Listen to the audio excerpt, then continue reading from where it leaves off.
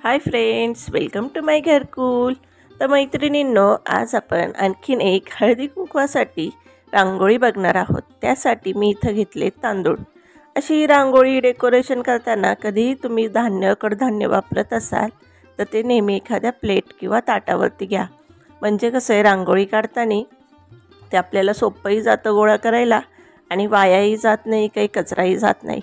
म्हणून इथं एका प्लेटमध्ये मी तांदूळ घेतलेत, त्याला थोडं असं पसरून घ्यायचं आहे।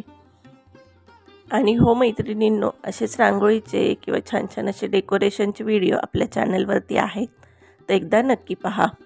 आता तांदळाच्या मध्ये मी असं समई ठेवली आहे आणि त्यानंतर आपल्या घरी असलेल्या लहान मोठ्या आकाराच्या बांगड्या आपल्याला घ्यायच्यात आणि तांदळावरती आपल्याला त्या ठेवायच्यात। तुम्हाला जसं आवडेल तसं जास्त बांगड्या वापरू शकता, एकावर एक ठेवू शकता। आणि त्यानंतर या बांगड्यांमध्ये आपण सुकलेली जी बोरं असतात ती ठेवणार आहोत।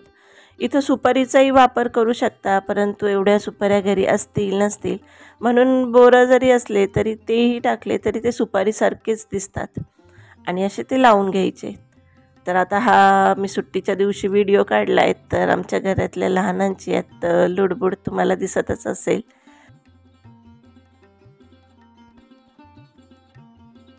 आणि मी इथं आपली जी जास्वंदाच्या झाडाची पानं असतात तर ती घेतलीत। तर याने पण आहे ना, खूप सुंदर अशी आपली फुलांची पानांची रांगोळी काढता येते। नेहमीच तुम्हाला विड्याचीच पानं असावीत असं काही नाही, अशा वेगवेगळ्या छान शेपची पानंही तुम्ही इथं वापरू शकता। नंतर इथं मी पिवळ्या कलरची अशी फुलं घेतलेत आणि प्रत्येक पानांवरती एक एक फूल ठेवून घ्यायचं आहे। तुमच्या घरी झेंडूची फुलं किंवा कुठलीही घरातली आपल्या झाडांची फुलं असली तरी तीही वापरली तरी चालतील। आणि त्यानंतर ही जी पिंक कलरची अष्टरची फुलं आहेत तर तीही मी घेणार आहेत, कारण हे येलो आणि पिंकचं कॉम्बिनेशन खूप सुंदर दिसतं आणि ती आपल्याला लावून घ्यायची। इतकी झटकीपट अशी ही रांगोळी तयार होती। तुम्ही कुठल्याही दारात कॉर्नरला किंवा एखाद्या स्टेपवरती असे छोटे छोटे पॅचेस काढू शकता आणि सगळं साहित्य आपल्या घरातच असतं, खूप काही बाहेरून आणण्याची गरज नसती।